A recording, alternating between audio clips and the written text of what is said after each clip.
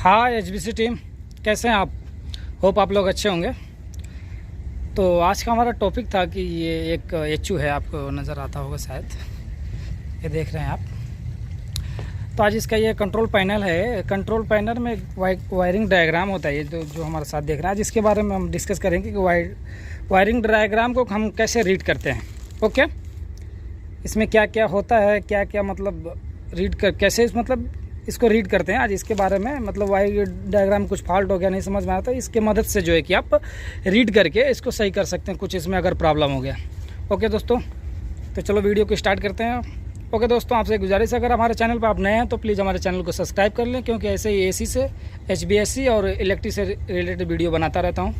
Okay, तो चलते हैं हम फिर सीधे इस कंट्रोल पैनल पे। इसके बारे में हम आपको डिटेल्स बताते हैं, इसमें कैसे इसको रीड करते हैं, इसके बारे में हम आपको दिखाते हैं। ठीक है, इस पैनल में कुछ खास चीज़ें नहीं है, जो मैं अंदर दिखा रहा हूँ। बहुत छोटा वायरिंग ड्राइंग करो, शायद आपको समझ में आएगा।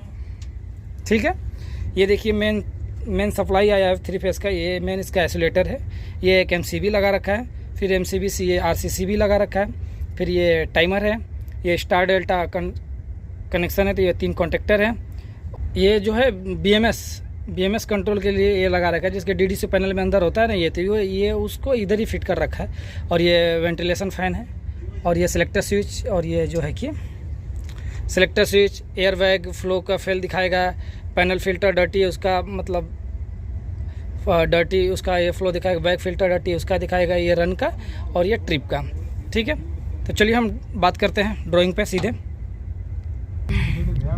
अभी देखिए मेन पेज है, ये कंट्रोल पैनल का मेन पेज है। अभी देखिए ये जो आप देख रहे हैं, ये जो पैनल का जो है डायमेंशन है 1000 सेंटीमीटर, और ये 250 चौड़ाई, और ये 800 है। और फ्रंट पेज पे क्या क्या है, रन मैं आपको दिखा दे। रन का, ये ट्रिप का, ये एयर फ्लो फेल, ये पैनल फिल्टर डर्टी, और ये बैक फिल्टर डर्टी, और ये सिलेक्टर स्विच हैंड और ऑटो का, और ये मेन आइसोलेटर है जो मैंने आपको दिखाया था। ओके, और इधर आ जाइए। इधर आप देखिए QO जो ये लिखा है ना, QO, ये नहीं क्या है, नहीं समझ में आ रहा है, तो ये आप इसके बारे में पढ़ सकते हैं। QO का मतलब है डोर इंटरलॉक आइसोलेटर। ठीक है, और Q1 क्या है, TPMCCB, कितने के का है, 25 का है। फिर ये E1 क्या है, ELCB 4 पोल का है, 1000 एम्पियर का। ठीक है, ये देखिए ये कॉन्टेक्टर है, TP मतलब कॉन्टेक्टर। AC कितने पीस है, 3 पीस। इसके कितने एम्पियर का है, इतने एम्पियर का है। ठीक है, ये क्या लिखा है, और ये जो इस कंपनी का किसने मेक किया है, ये कंपनी का ये नाम बताया। ठीक है, उसी तरह ये सब जो सिंबल अंदर यूज किए हुए हैं ड्राइंग में, SS1 क्या है उधर लिखा रहेगा, आपको नहीं समझ में आएगा तो आप इधर आके पढ़ सकते हैं। SS1 क्या है देखिए, 3P auto hand selector switch है। ठीक है, ये L1 और L5, L से लेके L1-5 तक का इंडिकेटर लैंप्स। ये FS क्या है, कंट्रोल फ्यूज। E क्या है, E अगर लिखा रहता है IP पैनल एनक्लोजर। UVR क्या है, अंडर वोल्टेज रिले, और VF क्या है, पैनल वेंटिलेशन फैन। ये सब के जो अंदर सिंबल यूज किए हुए उनके नाम है। ठीक है,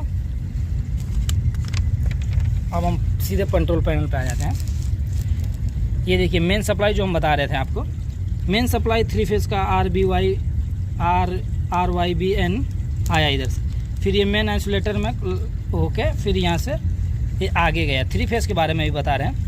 ये 3 फेज़ इधर से फिर आया, ये यहाँ पे एक MCB जो बताए थे, वो MCB से होके फिर LCB में गया, LCB से होके ये कॉन्ट्रैक्टर में गया। किस कॉन्ट्रैक्टर, मेन कॉन्ट्रैक्टर में गया। मेन कॉन्ट्रैक्टर से ये ओवरलोड में गया, ओवरलोड से मोटर के U1, V1 और W1 पे गया। फिर इधर से ऊपर से फिर ये लूप करके जो स्टार डेटा कनेक्शन तो इसी तरह किया जाता है। देखिए, फिर ऊपर से लेके ये जो डेल्टा कॉन्ट्रैक्टर उसमें दिया, डेल्टा ट्रैक कॉन्ट्रैक्टर से सीधे आके ये W2, U2, V2 में दिया, और यहाँ से कॉन्ट्रैक्टर 3 में ये W2, U2 और V2 को ऐसे स्टार बनाया है। स्टार डेल्टा कनेक्शन इस तरह किया जाता है। ठीक है, अब देखिए इसमें इस लाइन में ये मेन लाइन में यूवीआर लगा है, अंडर वोल्टेज रिले जो हम बता रहे थे, ये तीनों फेस को इसमें ला के डाला। अगर इसमें से कोई फेस मिस हुआ तो ये कंट्रोल यहाँ से इसका कंट्रोल का लाइन जाता है इसी यूवीआर में से, तो वो बंद कर देगा। ठीक है, और ऊपर करिए। अब यहाँ से देखिए ये न्यूट्रल यूज किया, आप देखना शायद ये न्यूट्रल यूज किया, यहाँ से एक फेस लिया जो कंट्रोल के लिए यूज किया। ये FS1 फ्यूज मैंने बताया था ना, FS1 फ्यूज से कितने एम्पियर का, 4 एम्पियर का।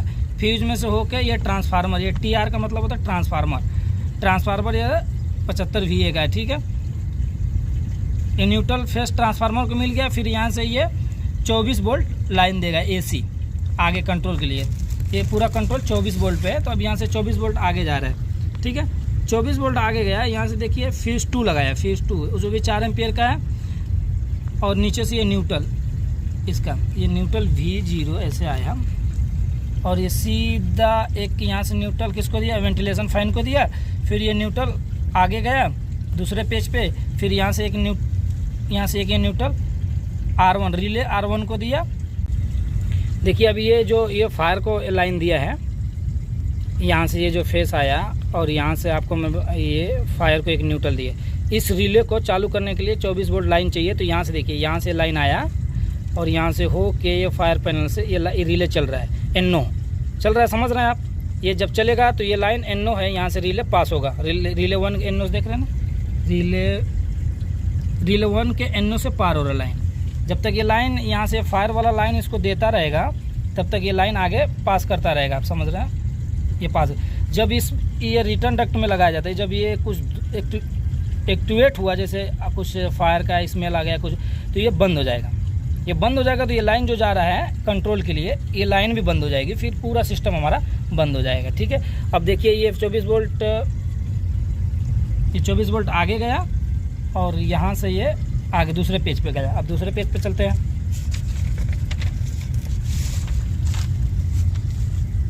दूसरे पेज पे देखिए हम यहाँ से देखिए 24 वोल्ट आया उस पेज से, और ये न्यूट्रल आया। ठीक है, अब हम नीचे चलते हैं। ये भी न्यूट्रल आया, ये न्यूट्रल देखो कहाँ किसको दिया है। ये यहाँ से एक न्यूट्रल लूप करके इसको दिया। ये क्या चीज़ है देखिए, इसके नीचे पढ़िए, डैम्पर एक्चुएटर। डैम्पर एक्चुएटर को यहाँ 24 वोल्ट में से एक न्यूट्रल मिल गया, फेस चाहिए, वो भी हम आपको बताएंगे फेस। फिर ये न्यूट्रल किसको दिया, कॉन्ट्रैक्टर 3 को। फिर ये न्यूट्रल किसको दिया, टाइमर को। ये देखिए स्टार T1 उधर नहीं समझ, इधर लिखा भी स्टार डेल्टा टाइमर, इसको न्यूट्रल मिल गया। फिर यहाँ से देखिए कॉन्ट्रैक्टर 2, स्टार डेल्टा में 3 कॉन्ट्रैक्टर होते, 1 2 3, ये देखिए कॉन्ट्रैक्टर 2 को दिया न्यूट्रल। फिर यहाँ से कॉन्ट्रैक्टर 1 को न्यूट्रल दिया। ये तीनों को न्यूट्रल मिल गया। अब इसके आगे का बाद में बताएंगे। यहाँ तक देखिए तीनों को, ये पहले स्टार डेल्टा समझिए, ये तीनों को न्यूट्रल मिल गया। अब ये तीनों को फेस चाहिए। फेस कहाँ से आता है आप देखिए, फेस जो यहाँ से आ रहा है ये सीधे यहाँ सिलेक्टर स्विच पे आया। सिलेक्टर स्विच में आया, सिलेक्टर स्विच में 2 सिग्नल होता है, एक ऑटो और एक हैंड। जब हम ऑटो में रखेंगे इसको, तो ये ऑटो में रखेंगे तो ये वाला लाइन जो देखिए इधर बनाया, इस पे आ जाएगा, समझ में आया। ये इसमें आएगा, इसमें से हो के ये जब ये ऑटो में, ये ऑटो वाला तार इसमें नहीं डायरेक्ट आया है, कहाँ गया है, पहले गया है कंट्रोलर AHU स्टाप, ये BMS में गया है, सीधे BMS में जाएगा।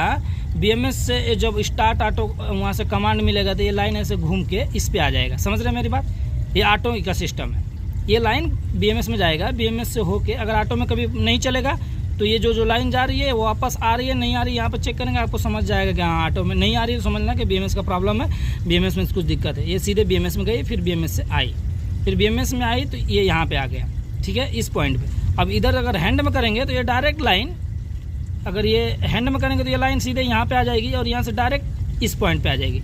अब आपको समझ में आ गया, ऑटो में भी ये लाइन इसी पॉइंट पे आएगी और हैंड में भी ये लाइन इसी पॉइंट पे आएगी। ऑटो में कहाँ से आएगी, ये पहले BMS में जाएगी, BMS से होके यहाँ आएगी, और हैंड में डायरेक्ट आता है, यहाँ डायरेक्ट आ जाएगा। और ये जो है ये स्टेटस के लिए, अगर हम हैंड में रखेंगे तो ये बताएगा BMS में कि HU पैनल हैंड में है, अगर ऑटो में रखेंगे तो ये ऑटो में बताएगा।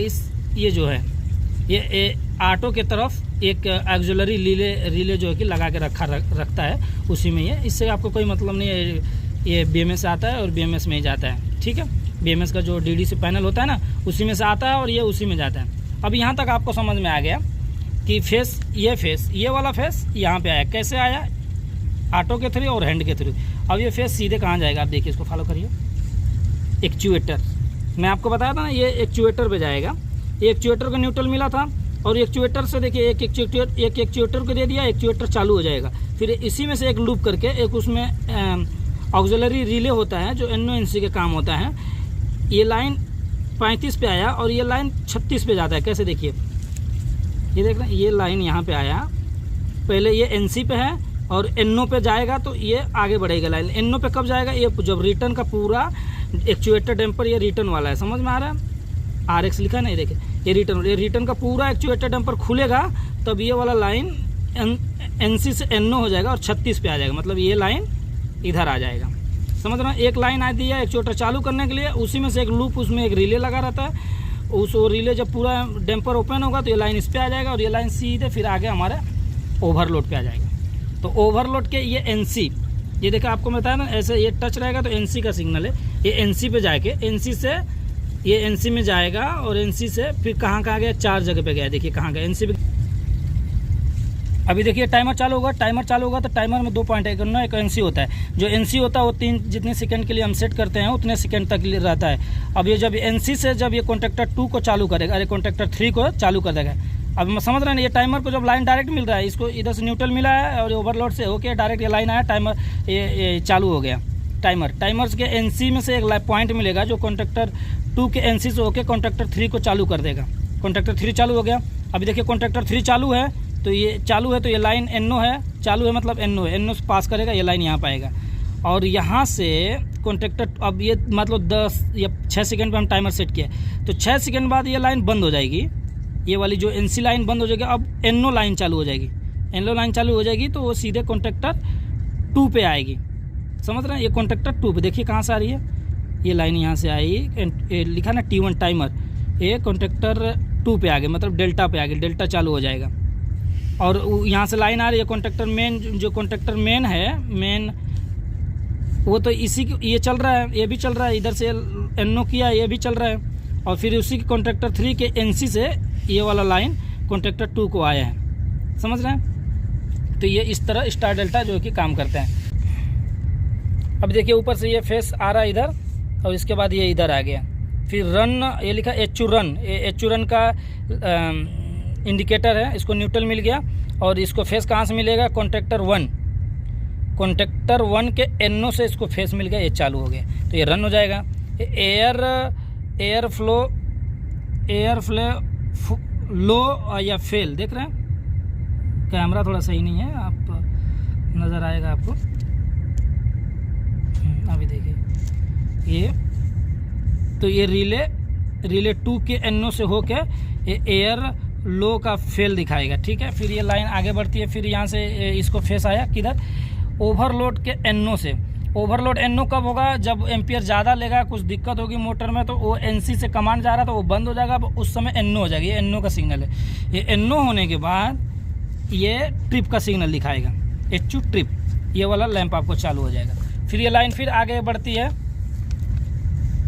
ये आया, इसको ये क्या चीज़ है, ये देखिए इधर नाम लिखा है, डिफरेंशियल प्रेशर स्विच। समझ रहे हैं, एक क्रॉस सप्लाई फैन में जो डिफरेंशियल प्रेशर स्विच लगाया है उसको दिया है। एयर फ्लो अगर फेल होगा तो ये रिले, ये वाला जो है कि एक्टिवेट हो जाएगा, रिले 2, ठीक है। फिर उसी तरह ये देखिए, फिर यहाँ से ये फेस दिया और यहाँ से न्यूट्रल दिया। ये भी एक रिले लैंप है, ये क्या लिखा है कि पैनल फिल्टर डल्टी, अगर वो डल्टी होगा तो उसको कमांड आएगा, वो कहाँ से, उसमें भी डिफरेंशियल प्रेशर स्विच। ये डिफरेंशियल प्रेशर स्विच किस तरह काम करता है, अगर नहीं समझ में आएगा तो इसके मैं वीडियो बना के रखा हूँ, आप मेरे जाके देख सकते हैं चैनल में कि ये किस तरह काम करता है। ये उसको दिया, उसको अभी इसमें समझाएंगे तो वीडियो बहुत लंबी हो जाएगी, ठीक है। अब फिर ये फेस इधर आया, बैक फिल्टर डर्टी, ये बैक फिल्टर डर्टी का एक रिले है, वो बैक फिल्टर डल्टी अगर हो जाएगा तो वो डिफरेंशियल प्रेशर स्विच एक्टिवेट होगा और ये रिले चालू हो जाएगा। ये रिले चालू हो जाएगा। इस रिले के NO और NC से जो कमांड लिया होगा वो आगे भेजेगा। फिर ये लाइन सीधे आगे जाता है, देख रहे इधर और ये इधर। अब इधर आ जाते हैं इस पेज पे हम। ये जो ये क्या लिखा देख रहे हैं ऊपर, air handling unit control systematic. अब ये इसका है, मतलब कि एयर किस तरह काम करता है। देखिए डिफरेंशियल DPS मतलब डिफरेंशियल प्रेशर स्विच लगाया। ये